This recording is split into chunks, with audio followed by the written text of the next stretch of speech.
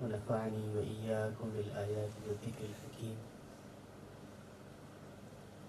صلى الله على قائدنا سيدنا ومرشدنا محمد وعلى آله وصحبه أجمعين برحمتك يا أرحم الراحمين.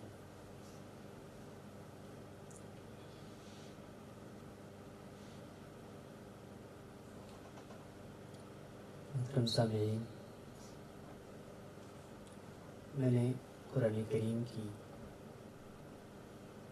سورہ توبہ کی آیت نمبر 119 کو اس مختصر سی گفتگو کے لیے عنوان سخن بنایا ہے. اس سے پہلے کچھ عرض کریں، آئیے ہم سے مل کر بارگاہ رسالت مآب صلی اللہ علیہ وسلم میں نہایت ہی ادب و احترام اور خلوص و محبت کے ساتھ درود پاک کا ہدیہ پیش کریں. اللہم صلی علی سیدنا مولانا محمد طب القلوب و دوائها عافیت الابدان و شفائها نور الابصار و ضیائها صلی اللہ علیہ وسلم. صلاۃ و سلام علیک یا رسول اللہ.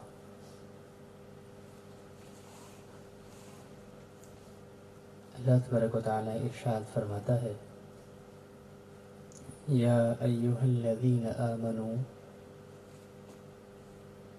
اتقوا اللہ وکونوا مع الصادقین. اس آیت کے 3 حصے ہیں، 3 پارٹ ہیں اس آیت کے. پہلا حصہ ہے یا ایہا الذین آمنوا، جو ندا پر مبنی ہے، خطاب پر مبنی ہے. اللہ تبارک و تعالیٰ اپنے بندوں کو متوجہ کرنا چاہتا ہے، اے ایمان والو، اے مسلمانوں، اے وہ انسانوں جن کو اللہ نے توحید کی امانت عطا فرمائی ہے اور اپنے آخری نبی جناب محمد رسول اللہ صلی اللہ علیہ وسلم کی غلامی اور ان کی اتباع کا شرف عطا فرمایا ہے. اللہ ان خاص بندوں کو مخاطب فرما رہا ہے.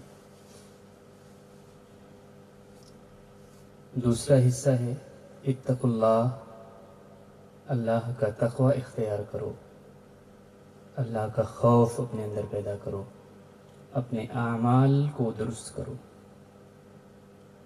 تیسرا حصہ اس آیت کا ہے وَكُونُوا مَعَ الصَّادِقِينَ، سچوں کے ساتھ ہو جاؤ،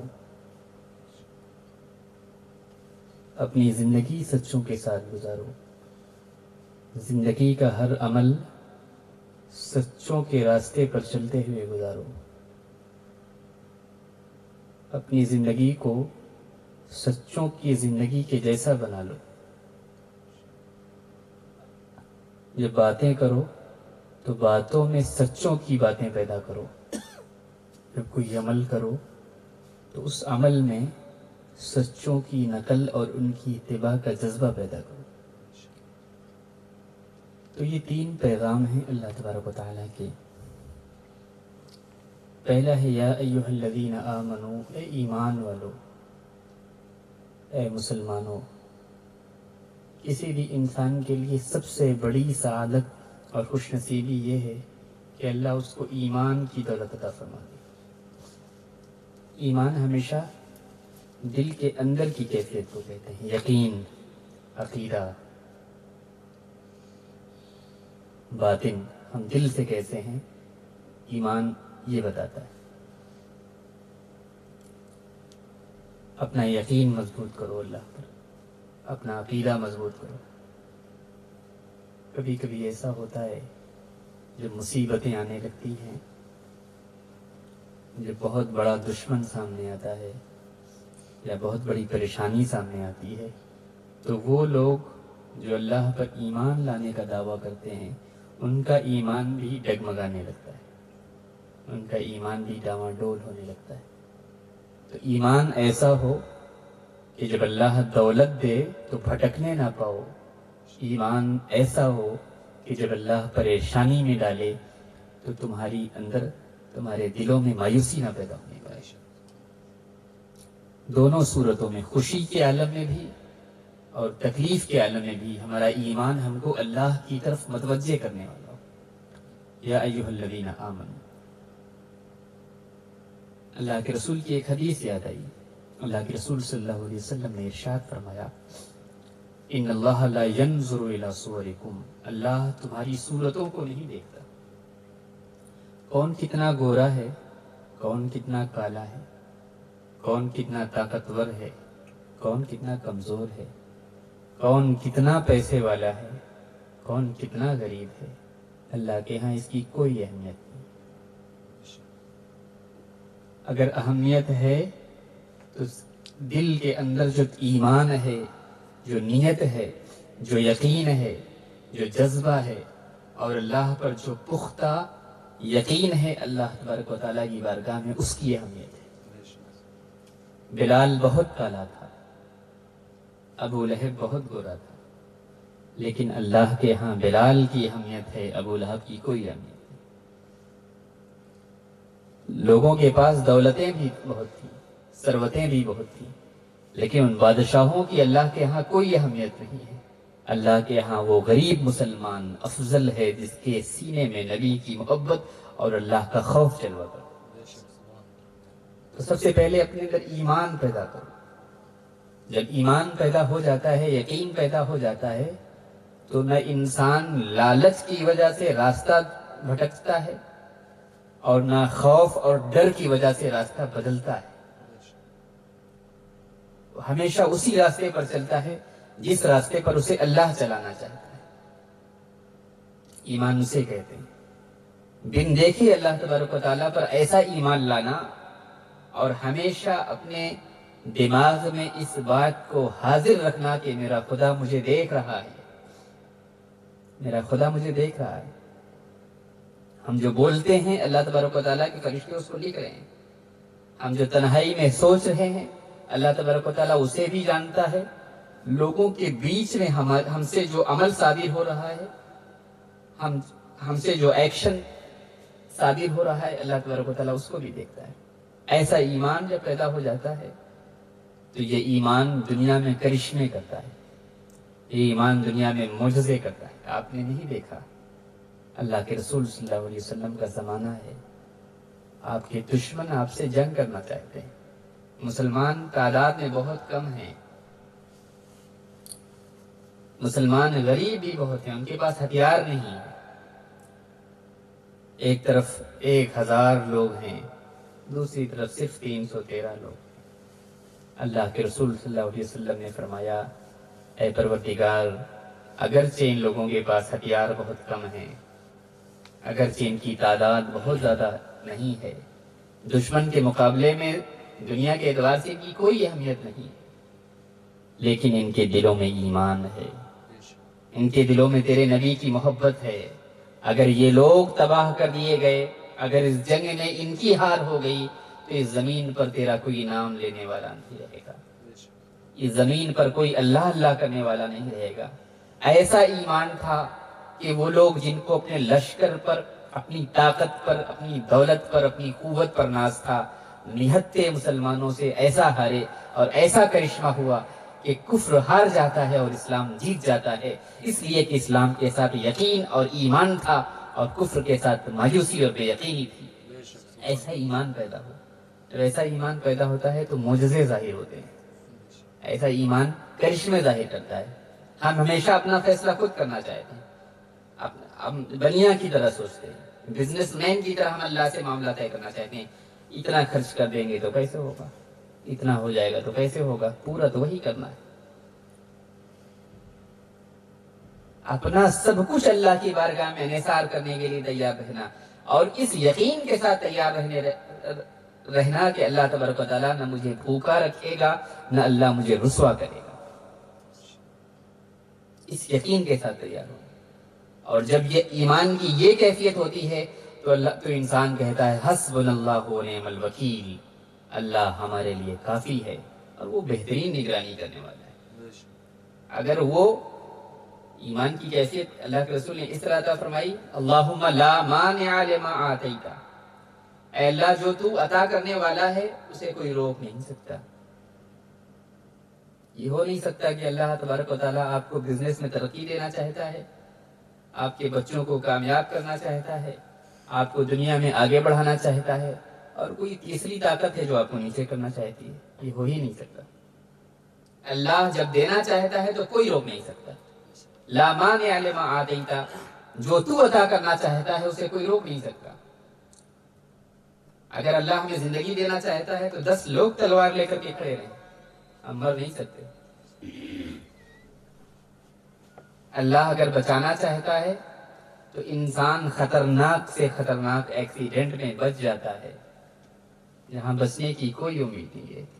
اور اللہ جب مارنا چاہتا ہے تو پانی پیتے پیتے گھر کے بیڈ روم میں ہی موت آ جاتی ہے. ولا معطی لما منعت، اور جو اللہ نہ دینا چاہے اسے کوئی دے نہیں سکتا. اللہ نے آپ کی زندگی میں جتنے سال، جتنے مہینے، جتنے دن، جتنے گھنٹے اور جتنے منٹ لکھ دیے ہیں، 1 منٹ اس میں سے کوئی اضافہ نہیں کر سکتا. کہ اللہ نے آپ کو 60 سال 10 دن اور 3 گھنٹے کی زندگی دی تھی اور کوئی آئے اور کہے چلیے آپ کی زندگی ہم بڑھا دیتے ہیں، 60 کے بجائے 65 کر دیتے ہیں، یہ ہو ہی نہیں سکتا. اللہ نے جتنی زندگی لکھی ہے اتنی ہی زندگی آپ کو گزار کر جانا ہے. اور جتنا کھانا لکھا ہے آپ کو، جتنا کھانا لکھا ہے، اللہ تبارک و تعالیٰ نے آپ کی قسمت میں جتنے دانے لکھے ہیں، جو کھانا لکھا ہے، جتنا رزق لکھا ہے، وہ رزق کھا کر کے جانا ہے. ایسا ہو ہی نہیں سکتا کہ آپ وہ کھائیں جو اللہ نے نہیں لکھا ہے. ہمیں وہ سب مل کر کے رہے گا جو ہمارا رب دینا چاہتا ہے. قرآن کریم میں ایک جگہ اور اعلان کیا گیا، قُلِ اللَّهُمَّ مَالِكَ الْمُلْكِ، اے مصطفیٰ آپ اعلان کر دیجئے مالک الملک، اس سنسار کا، اس کائنات کا صرف ایک مالک ہے. وہ جسے چاہتا ہے حکومت دیتا ہے اور وہ جسے چاہتا ہے حکومت کی کرسی سے اتار دیتا ہے. اس کائنات میں کوئی کچھ نہیں کر رہا ہے، جو کر رہا ہے صرف اور صرف ایک خدا کر رہا ہے. یہ یقین ہمارے دل میں ہو، اور ہم اپنے دشمنوں سے بھی کہیں اور اپنے دوستوں سے بھی کہیں کہ اگر اللہ نہ چاہے تو دشمن ہمیں ذلیل نہیں کر سکتا، اور اللہ نہ چاہے تو دوست ہمیں عزت بھی نہیں دے سکتا. جو کر رہا ہے صرف وہی کر رہا ہے. وہ تو عز من تشاء و تو ذل من تشاء، وہ جسے چاہتا ہے عزت دے دیتا ہے اور وہ جسے چاہتا ہے ذلت دے دیتا ہے.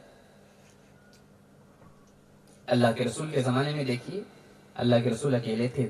دنیاوی اعتبار سے دیکھیے، ایک لڑکا پیدا ہوتا ہے، پیدائش سے پہلے اس کے باپ کا انتقال ہو جاتا ہے. ابھی اس بالغ میں نہیں ہوا کہ اس کی ماں دنیا سے چلی جاتی.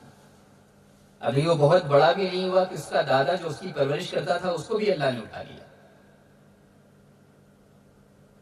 ایک ایسے وقت میں جب دشمن اس کا مخالف ہے، سارا مکہ اس کے خلاف ہے، ایک چچا جو اس کی نگہبانی کر رہا تھا، اس کی پشت پناہی کر رہا تھا، وہ بھی دنیا سے چلا جاتا ہے. ایسے مشکل حالات میں پیدا ہونے والا اور ایسے مشکل ماحول میں جنم لینے والا، اور ایسے وقت میں کہ یہ سارے لوگ آپ کے مخالف ہیں. اللہ کے رسول کا نام محمد ہے. محمد کا مطلب یہ ہے جس کی سب سے زیادہ تعریف کی جائے. لیکن آپ کے دشمنوں نے آپ کا نام بگاڑا تھا اور انہوں نے آپ کا نام مذمم رکھا تھا. مذمم کا مطلب یہ ہوتا ہے جس کی سب سے زیادہ مذمت کی جائے، جس کی سب سے زیادہ برائی کی جائے، جس میں سب سے زیادہ عیب نکالا جائے. اللہ نے دکھایا کہ اگرچہ کوئی یتیم کے گھر میں ہی پیدا ہونے والا کیوں نہ ہو، اگرچہ کوئی سارے زمانے کی مخالفتوں میں کیوں نہ جی رہا ہو، پورے گاؤں پورے شہر والے کسی کے مخالف کیوں نہ ہو، اگر اللہ عزت دینا چاہتا ہے تو مخالفت کچھ نہیں بگاڑ سکتی. آج محمد کا نام پوری دنیا میں ہے، ان کا مخالف کہاں کوئی نہیں جانتا. ہر جگہ درود پڑھا جاتا ہے. اللہ نے آپ کے نام کو اپنے نام کے ساتھ ملا دیا. اشہد ان لا الہ الا اللہ و اشہد ان محمد رسول اللہ. لا الہ الا اللہ محمد رسول اللہ، ایک طرف اللہ کی وحدانیت کا اقرار ہے اور دوسری طرف رسول اللہ کی رسالت کا اقرار ہے. اللہ نے یہ شان ادا کی اور اس طرح آپ کا ذکر بلند کر دیا. تو ہم بھی اپنے دماغ میں اس بات کو یقین رکھیں، اور تو عز من تشاء و تذل من تشاء، اللہ جسے چاہتا ہے عزت دیتا ہے اور اللہ جسے چاہتا ہے رسوا کر دیتا ہے. جب اللہ عزت دینا چاہتا ہے تو کوئی آپ کو رسوا نہیں کر سکتا، اور جب اللہ آپ کو رسوا کرنا چاہتا ہے تو کوئی آپ کو عزت نہیں دے سکتا. یہ ہمارے ایمان کا حصہ ہو، یہ ہمارے ایمان کا حصہ ہو۔ جب ایمان اتنا مضبوط ہو جاتا ہے تو وہ ایمان مردہ جسم کی طرح نہیں ہوتا، ایک زندہ حقیقت بن جاتا ہے اور وہ کرشمے دنیا میں دکھاتا ہے۔ جس کا یقین اور جس کا ایمان جتنا زیادہ مضبوط ہوگا وہ اللہ کے ہاں اتنا ہی زیادہ مقرب ہوگا اور اس کی زندگی اتنی ہی زیادہ عجیب و غریب ہوگی۔ واتقوا اللہ، دوسرا پیغام یہ ہے اللہ کا تقوی اختیار کرو، اللہ کا خوف اپنے زندگی میں پیدا کرو۔ اللہ تک پہنچنے کے دو راستے، پہلا راستہ یہ ہے کہ اللہ کا خوف ہمارے اندر پیدا ہو جائے، اللہ کا ڈر ہمارے اندر پیدا ہو جائے، اللہ تبارک و تعالیٰ کا اس تصور پیدا ہو جائے کہ اللہ چاہے تو ہمیں عذاب دے سکتا ہے، جو عذاب دینے پر قادر ہے۔ آپ نہیں دیکھتے کہ جب لوگ سرکشی پر اتر آتے ہیں اور اللہ ان کو ڈھیل دیتا رہتا ہے اور وہ اتنا زیادہ حرام خوری کرنے لگتے ہیں کہ ان کو لگتا ہے کہ کوئی خدا ہی نہیں ہے، اس وقت اللہ اپنا عذاب نازل کرتا ہے اور انہیں اس مصیبت میں کے وقت یاد دلاتا ہے کہ تم میری ڈھیل کو، میرے چھوٹ دے دینے کو تم نے یہ سمجھا تھا کہ خدا ہے ہی نہیں۔ اب اللہ انہیں مصیبت دے کر کے خدا یاد کراتا ہے۔ فرعون جو اپنے آپ کو خدا کہتا تھا، جب اللہ نے اسے دریا کے بیچ میں پھنسایا اور دریا کے پانی نے اس کو حلق تک گھیر لیا، اب وہ کہتا ہے کہ ہاں کوئی ہے جو اس دنیا کو چلاتا ہے، جو مجھ سے بھی زیادہ پاور رکھتا ہے۔ جب سکون میں تھا، جب اپنے بیڈ روم میں تھا، جب اپنے شاہی محل میں تھا، تب تک اپنے آپ کو دنیا کا خدا بتاتا تھا، لیکن جب سمندر میں گیا اور بیچ سمندر میں چاروں طرف پانی نے گھیر لیا، اب سوچ رہا ہے کہ نہ میرا لشکر مجھے بچا پائے گا، نہ میرے چاہنے والے مجھے بچا پائیں گے، اگر بچا سکتا ہے تو صرف اللہ بچا سکتا ہے۔ اسے بھی اقرار کرنا پڑا کہ انسان بہت زیادہ عروج پا سکتا ہے، بہت زیادہ سرکشی کر سکتا ہے، منہ موڑ سکتا ہے، لیکن اللہ تبارک و تعالیٰ کا انتقام بہت زیادہ سخت ہے۔ اللہ خوف کے راستے سے اپنے بندوں کو بلاتا ہے اور یاد دلاتا ہے، دنیا کے ہر انسان کو یاد دلاتا ہے کہ تم فرعون سے بہت زیادہ تمہارے پاس دولت تو ہے نہیں، نمرود سے زیادہ تو اللہ نے تمہیں طاقت دی نہیں، تم سے پہلے بڑے بڑے آئے اور وہ سمجھتے تھے کہ ہمیشہ رہیں گے، اور دنیا میں سب سے بڑا عیب یہ ہے، بہت اچھا لگتا ہے جب اللہ دنیا دیتا ہے، بہت اچھا لگتا ہے، لیکن سب سے بڑا عیب یہ ہے کہ دنیا ہمیشہ کسی کے ساتھ نہیں رہتی،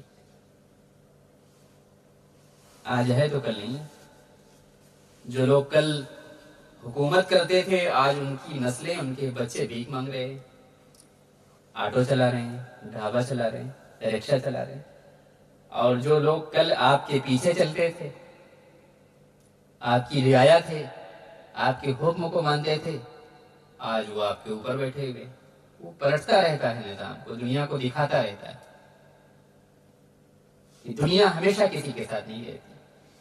سانس بند ہوگی تو چاہے آپ 100 ایکڑ زمین کے مالک کیوں نہ ہوں، لیکن آپ جہاں پہ دفن ہوں گے وہ صرف اتنا ہی ہوگا جتنا آپ کے جسم کا سائز ہوگا، اتنا ہی ہوگا، اور وہ بھی اتنے ہی دن تک ہوگا جتنے دن تک آپ کا بدن سڑ نہیں جاتا۔ جب بدن سڑ جائے گا تو ایک دن آپ کی حقیقت مٹی میں بدل جائے گی۔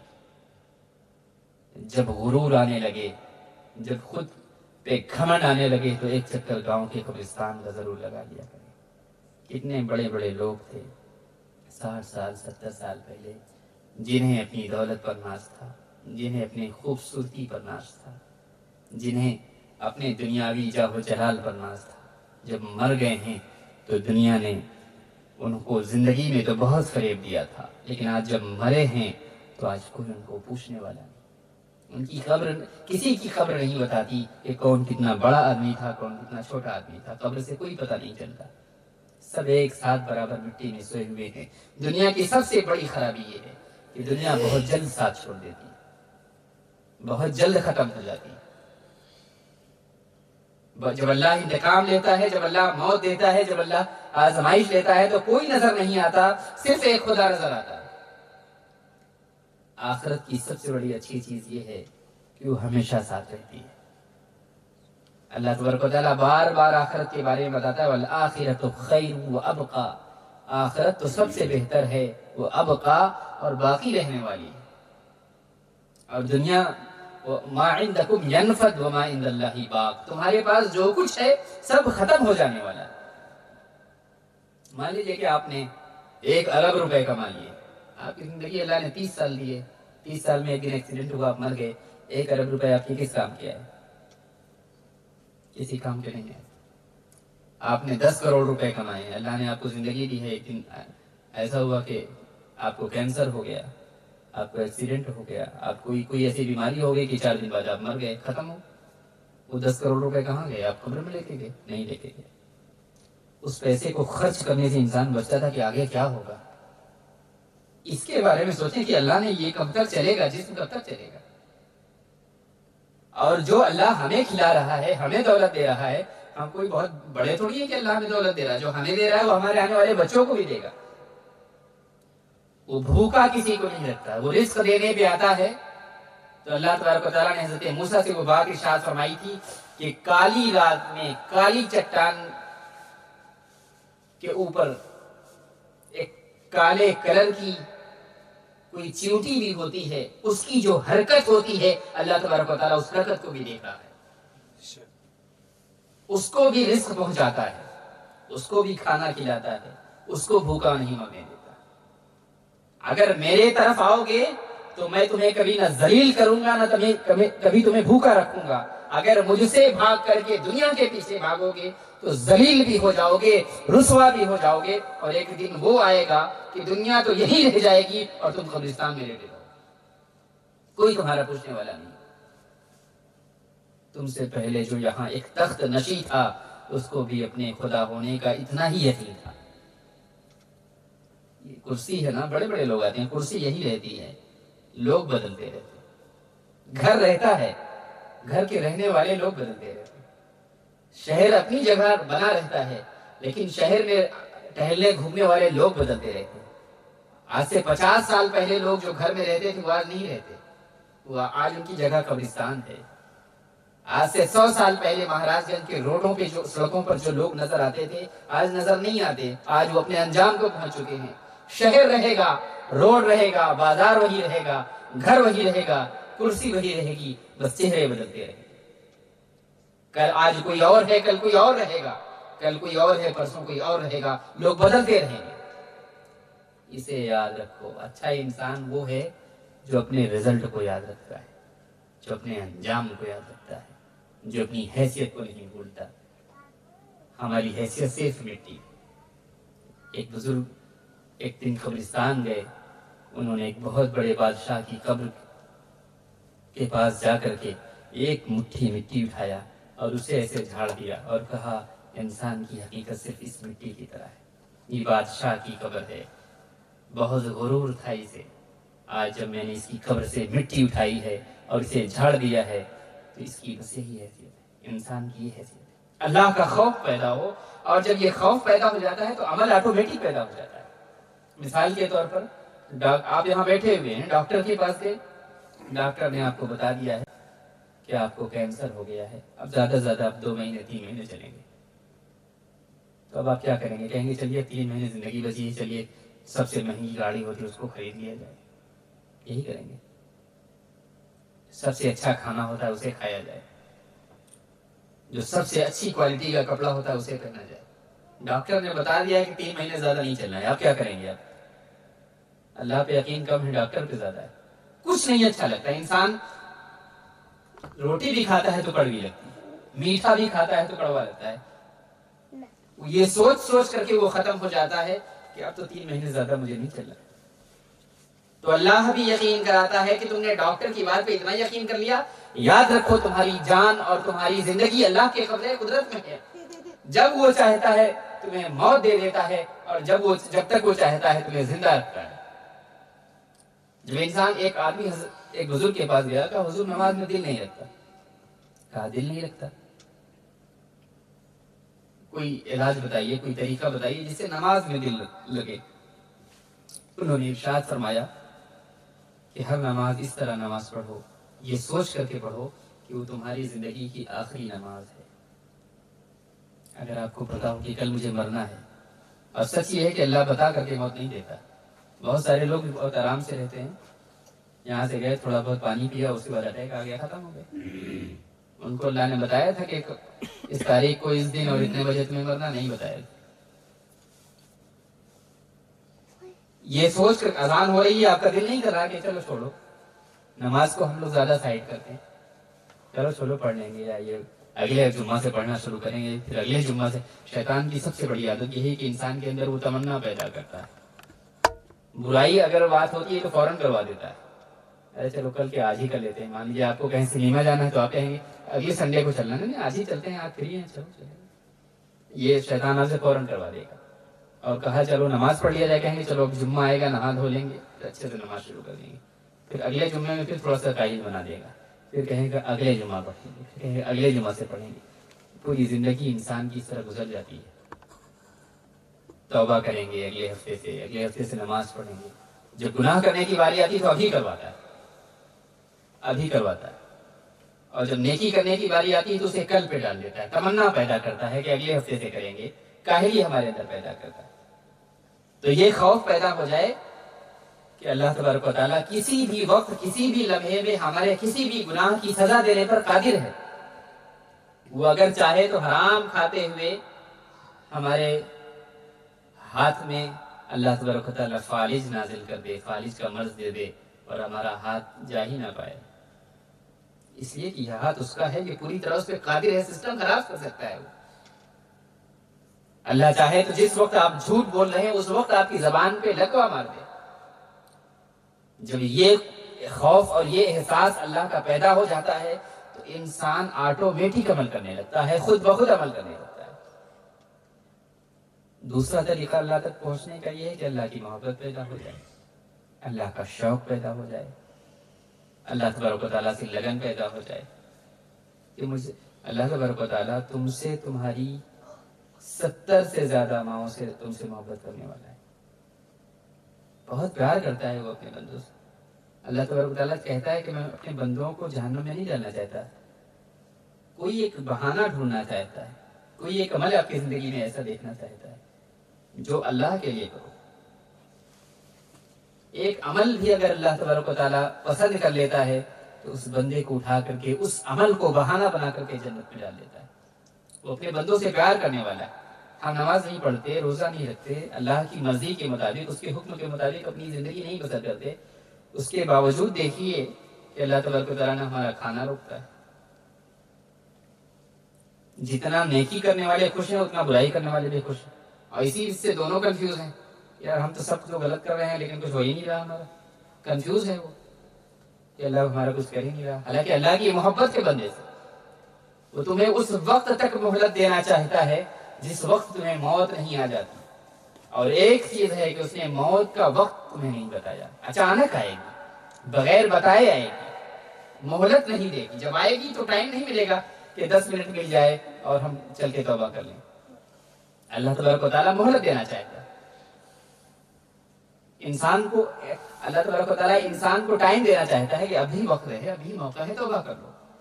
وہ کچھ نہیں روکتا، کھانا بھی اسی طرح دے رہا، جس طرح ولی اللہ کے بزرگان دین اور اللہ کے مقرب بندے، فرما بردار بندوں کو کھانا ملتا ہے، رزق ملتا ہے، اسی طرح نافرمانوں کو بھی رزق ملتا ہے، کوئی فرق ہے ہی نہیں۔ مسجد میں 10 لوگ نماز پڑھنے آتے ہیں، جس طرح کی زندگی ان کی گزر رہی ہے اسی طرح ان لوگوں کی بھی گزر رہی ہے جو سال بھر مسجد نہیں آتے۔ یہ اللہ کا پیار ہے، بندے سے انتظار کرتا ہے، وہ بندوں کو عذاب دینے میں جلدی نہیں کرتا، وہ بندوں کو مصیبت مبتلا کرنے میں بہت اجلت سے کام نہیں لیتا۔ اگر اللہ اجلت کرنے لگے تو کوئی نافرمان اس دنیا میں چین کی زندگی نہیں گزار سکتا۔ اگر اللہ فوراً عذاب دینے لگے تو کوئی جھوٹا اس سماج میں باعزت زندگی نہیں گزار سکتا۔ فوراً اگر اللہ تبارک و تعالیٰ عذاب دینے لگے تو ہر وہ شخص، اس کی زندگی دوبھر ہو جائے گی جو اللہ کے گھر سے اور اس کی نماز سے دور رہتا ہے۔ یہ اللہ کا پیار ہے اپنے بندوں سے، اللہ اپنے بندوں سے محبت کرتا ہے، اور اس بات کا انتظار فرماتا ہے کہ ایک مرتبہ میرا بندہ مجھ سے اپنے گناہوں کی معافی مانگ لے، توبہ کر لے، میرے راستے پر آ جائے۔ اللہ تبارک و تعالیٰ کہا جاتا ہے رحمت حق بہانہ نہیں جو ہے، اللہ کی رحمت بہانہ ڈھونڈتی ہے بندے کو معاف کرنے کا۔ جتنا اللہ آپ کو برداشت کرتا ہے جتنا اللہ تبارک و تعالیٰ آپ کو اپنی دنیا میں موقع دیتا ہے، سچ یہ ہے اپنا بیٹا اتنا نافرمان ہو جائے تو باپ اتنا موقع نہیں دے سکتا۔ بیٹا آپ کا کھائے لیکن آپ زندگی میں جو بھی کہیں ایک بھی بات نہ مانیں، آپ کتنے دن تک اس کو اپنے ساتھ رکھائیں؟ آپ کہہ رہے ہیں ادھر جاؤ، بیٹا ادھر جا رہا ہے۔ آپ کہہ رہے ہیں بیٹا پڑھو، بیٹا کہہ رہا ہے بالکل ہم نہیں جائیں گے، اسکول ہی نہیں جا رہا ہے۔ آپ کہیں بیٹا یہ کام کرو، بیٹا کہتا ہے یہ کام نہیں، ہم یہ کام کریں گے۔ اللہ اپنے بندے سے جتنا پیار کرتا ہے ایک باپ بھی اپنے بیٹے سے اتنا پیار نہیں کرتا۔ ہزار نافرمانی کے باوجود، ہزار گناہوں کے باوجود اللہ نے ایک دن کے لیے ہمارا رزق نہیں روکا، ایک دن کے لیے ہمیں اپنی دنیا میں ذلیل اور رسوا نہیں کیا۔ اتنی ہی نافرمانی اگر کوئی بیٹا اپنے باپ کے سامنے کر لے، 1 سال 2 سال، ہم 70 سال تک، 80 سال تک، 60 سال تک، 40 سال تک ہماری زندگی ایسی گزرتی ہے کہ ایک بھی بات ہم اللہ کی نہیں مانتے۔ بتائیے، شادی سے لے کر کے میت تک، بچے کی پرورش سے لے کر کے بچے کی شادی بیاہ اور اس کے آگے بڑھانے تک، اپنی زندگی گزارنے سے لے کر کے بزنس تک، کون سی بات ہم اللہ کی مانتے ہیں؟ ایک بھی بات اللہ کی نہیں۔ اس کے باوجود اللہ ہمارا بھرم رکھتا ہے، اس کے باوجود اللہ کی محبت یہ ہے کہ اللہ ہمیں رسوا نہیں کرتا۔ جب بندہ اس محبت کا احساس کرتا ہے تو وہ کہتا ہے اس بندے آسی پہ، اس درجے عنایات، مولا میں نے تیری ایک بھی بات نہیں مانی لیکن تو نے ہمیشہ مجھ پر اپنی عنایتوں کی، اپنی رحمتوں کی، اپنی برکتوں کی بارش فرمائی۔ یہ تو اچھی بات نہیں ہے کہ ہم کھائیں تیرا اور گائیں کسی اور کا۔ اللہ کچھ نہیں مانگتا، 5 وقت کی نماز مانگتا ہے، اتنی نعمتوں کے بدلے میں، اتنی نعمتوں کے بدلے میں 5 وقت کی نماز مانگتا ہے، اتنی نعمتوں کے بدلے میں 100% آپ کو دیتا ہے اور 2.5% مانگتا ہے۔ وہ بھی خود نہیں مانگتا، اپنے ہاتھ سے غریبوں کو دو، اپنے ہاتھ سے خرچ کرو، مسجد میں لا کر کے رکھو نہیں، اللہ کو تھوڑی چاہیے۔ اللہ صرف یہ مانگتا ہے۔ جب انسان اللہ کی بے پناہ محبتوں کو احساس کرتا ہے تو سوچتا ہے اللہ جتنا ہمیں دیتا ہے اس کے مقابلے میں تو اللہ ہم سے کچھ نہیں مانگتا، بہت تھوڑی چیز ہے، 5 منٹ نماز میں لگتا ہے، تھوڑا بہت اللہ کے راستے میں خرچ کرنا ہے، کچھ نہیں۔ انسان کو بہت آسان لگتا ہے، اسی لیے اللہ نے قرآن میں فرمایا انہا لکبیرۃ الا علی الخاشعین، نماز بہت مشکل ہے مگر خشوع کرنے والے بندوں پر، اللہ سے ڈرنے والوں پر۔ جو اللہ سے ڈرتا ہے اس کے لیے نماز بہت آسان ہے۔ کیا کرنا ہے، 2 رکعت نیت باندھنا ہے، 5 منٹ لگے گا، فارغ ہو گئے، اپنا بھی کام کر لیا، اس کا حکم بھی مان لیا۔ لیکن جو بندہ اللہ کا ڈر جس کے اندر نہیں ہوتا، اللہ کا خوف جس کے اندر نہیں ہوتا اور اللہ پر یقین جس کے اندر نہیں ہوتا، اس کو نماز بہت بھاری لگتی ہے۔ ابھی وضو کرنا پڑے گا، ابھی مصلی بچھانا پڑے گا، ابھی نماز پڑھنا پڑے گا، چلو بعد میں پڑھیں گے، وہ چھوڑ دیتا ہے۔